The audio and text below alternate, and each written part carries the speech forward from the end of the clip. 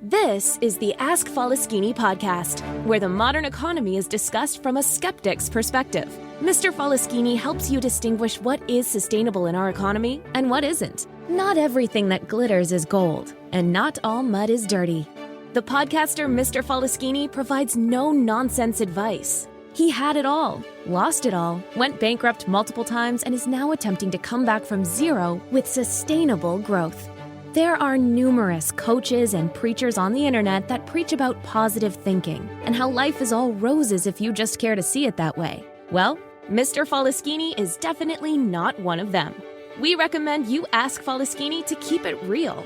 He discusses the darker side of the current economic reality, the side that's more important for your personal and business finance. His first intention is to help you keep what you already have. Not to be a complete party pooper, Mr. Faleskini will also hint at the earning opportunities in the economy today. In order to please the almighty algorithm, please like, share, and subscribe. And now it's time to start taking notes. The mic goes to the podcaster, the one and only Mr. Faleskini. Welcome to the Ask Faleskini podcast with a guest. This is the 7th series, and this is number 3 of that 7th series about ARC7. And we have again with us amazing Teré Foster. Teré, welcome back to the show, and let's discuss our today's topic, and that is, how does ARC7 arcology push us to collaborate? Welcome to the show. Right. Oh, good morning. Okay, so collaboration, how does it push us towards collaboration?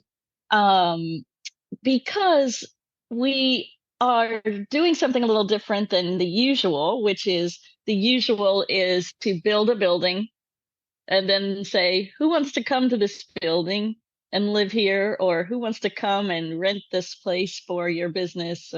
And it's all done in that order. You have the person who has the vision to build the building, and then you have another company probably that comes in and does the marketing. And then you have finally these people, random people from everywhere, who decide to use that building.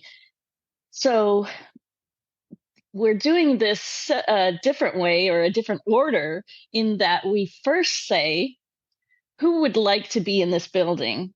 Who would like to work together? Who would like to see this vision happen? And who would have the capacity to do it? And what do we need? And what type of people do we need? And what are the goals and the outcomes that we'd be looking for? And because we're doing it that way, now it can become a purpose-driven model instead of a financial-driven model, although it should be financially sound also, but it's a purpose-driven project, which means that we focus on what we want to do and what we want to accomplish, and the why behind what we're doing. So it's just a little different than just, the normal everyday. Let me ask you a couple of things.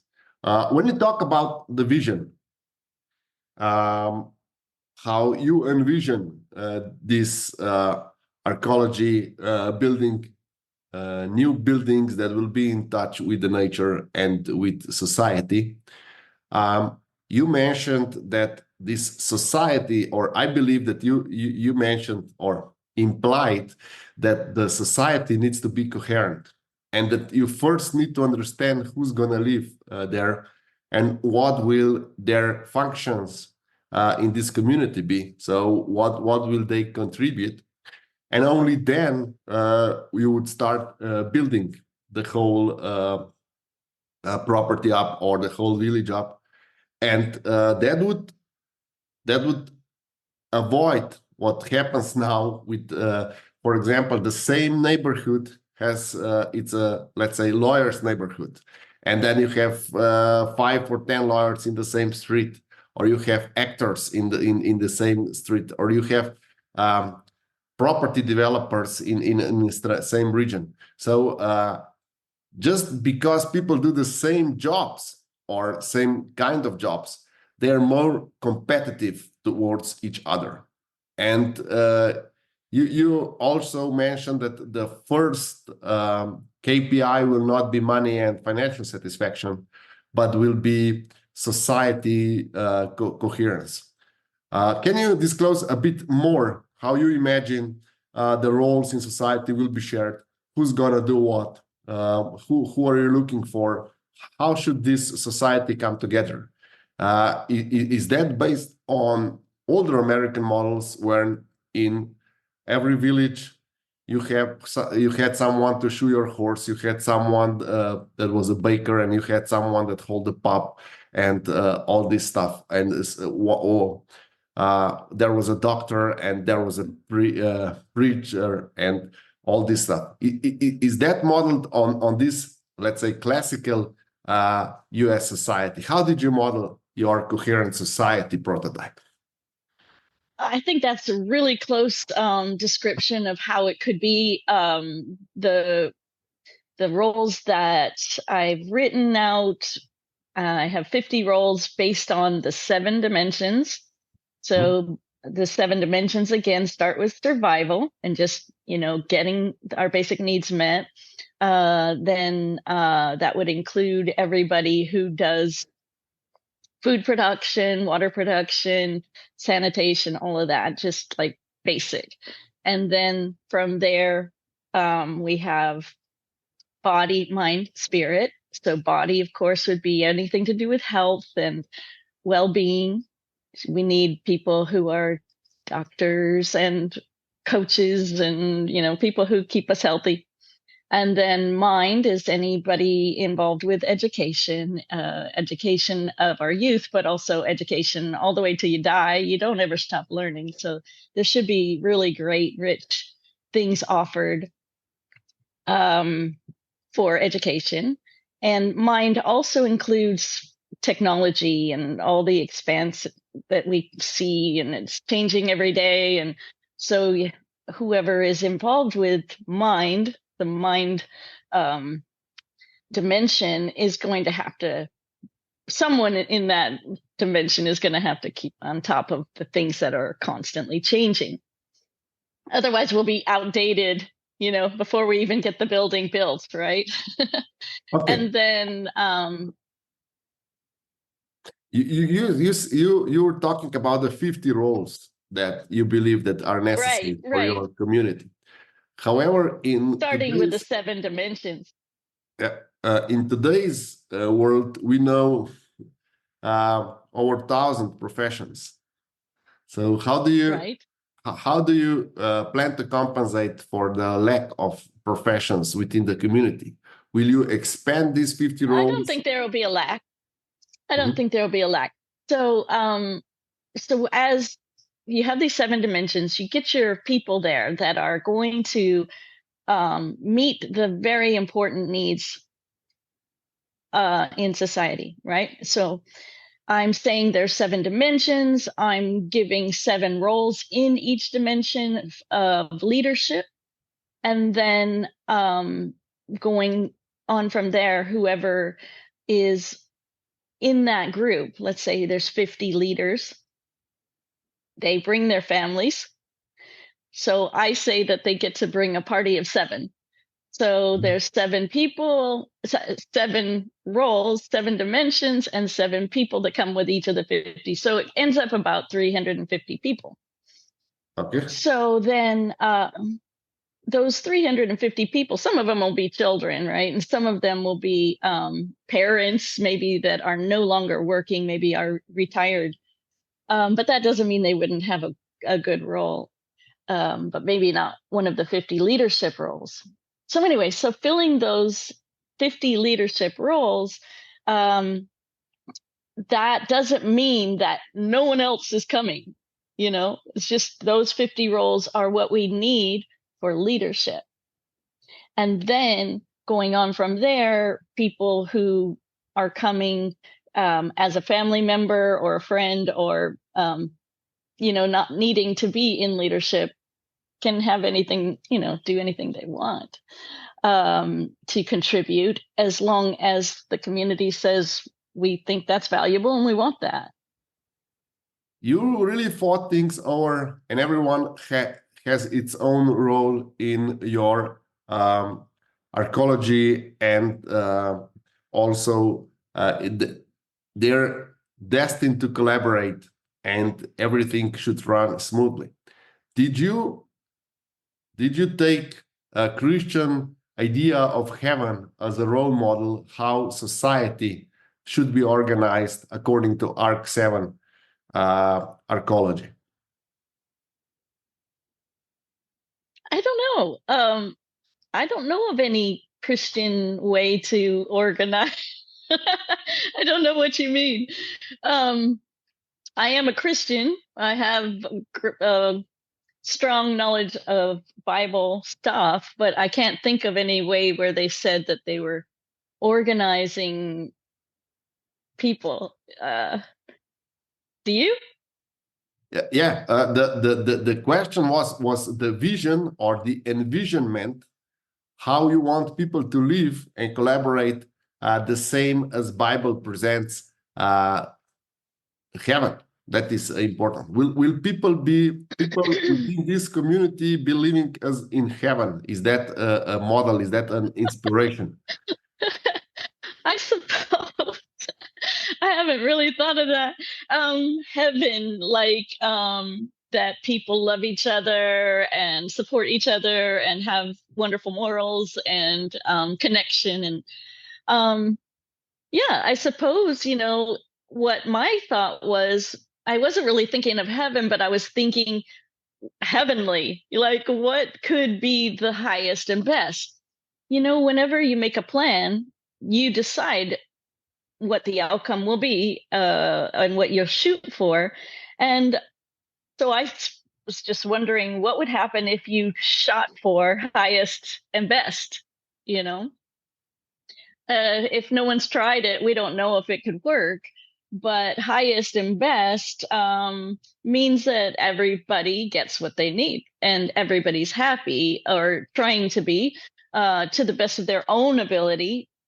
And, some of that is circumstantial, and some of that can be, to do with relationships. And some of that is just, happiness. Human happiness is fleeting, coming and going. So it doesn't mean that everybody will be constantly singing like you can envision heaven, but why not make that the goal? Like, why not? Okay. So when you describe how people's needs gonna be met, you also mention a concept where the more you help others, the more others will help you. Can you please elaborate on that? How you envision that in everyday life and with modern people and in a modern society? Okay, so when you help someone, I'm sure you've experienced this. When you help someone, there's wonderful hormones that are released, and you feel great about life, and you feel good about yourself. Even apart from how that person receives it, so it really is about you. And when you give and you serve, you just feel better about life. So you're meeting needs inside of yourself that can't be met any other way.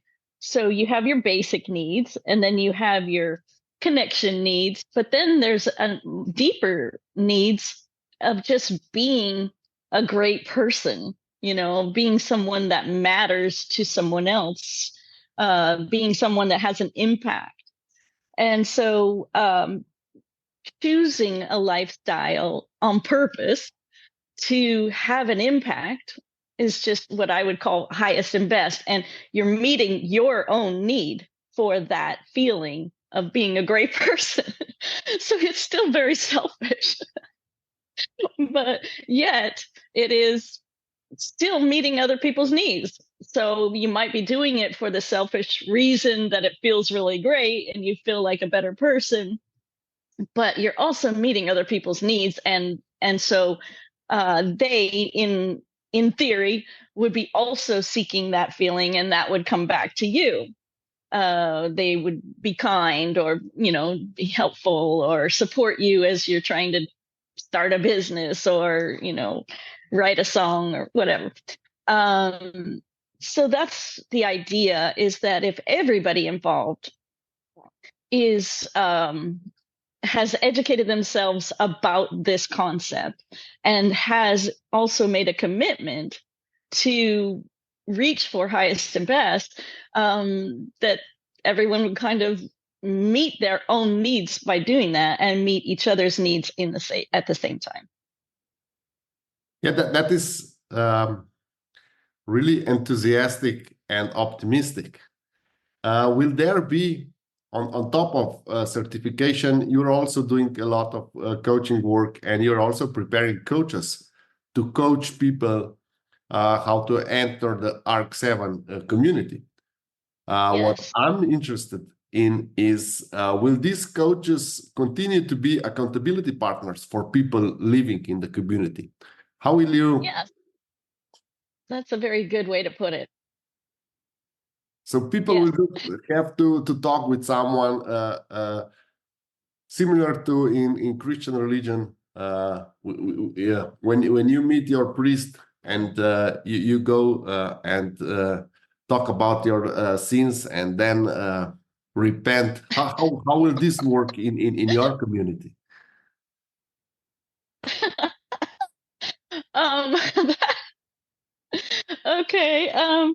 So I suppose it could be thought of like that, but more like you know uh, a mentor, somebody who's there for you, that knows you. And sometimes it's really just nice to have somebody in the world that knows what you're going through, knows what you're struggling with, and you don't want to tell everybody, but you want to tell somebody. So it's not it's not like confession, but like just to the degree that you want it. It's not like somebody invasive trying to find out what you did, or what you're or expecting you to repent. But more like just like, here's this person, they are there for you, and they will help you walk through it. And sometimes you just need someone to talk with that will have the same values and have the same goals and understand your goals, and then talk about it. So that's Okay, I would like to discuss one more topic before we wrap up this fourth part of our series. How will you, because you're building a whole new society, how will you ensure that people that will come in this society do not bring in their generational traumas, their problems, and will not spread these problems within the community? How will you ensure that? Is there any mechanism already developed for that, so that outside stress and outside trauma does not come, or if I say lower vibration does not come yes, in the community? yes. How will you ensure that? How will you then ensure that people will be initial or like they will have an initiative to help others, and not act like we act today and just be selfish and take care of ourselves because we are afraid that we're going to lose everything because the world pushes so much pressure on us? How will you work with pressures? That's a really good point. Right. As you said that, you're afraid of loss. If we count on ourselves being selfish, right? That's one thing we can count on usually, is that everybody's selfish. So if you have this system where they come in and they own together and they build together, and they work together, so they're their financial well-being is also impacted by their behavior.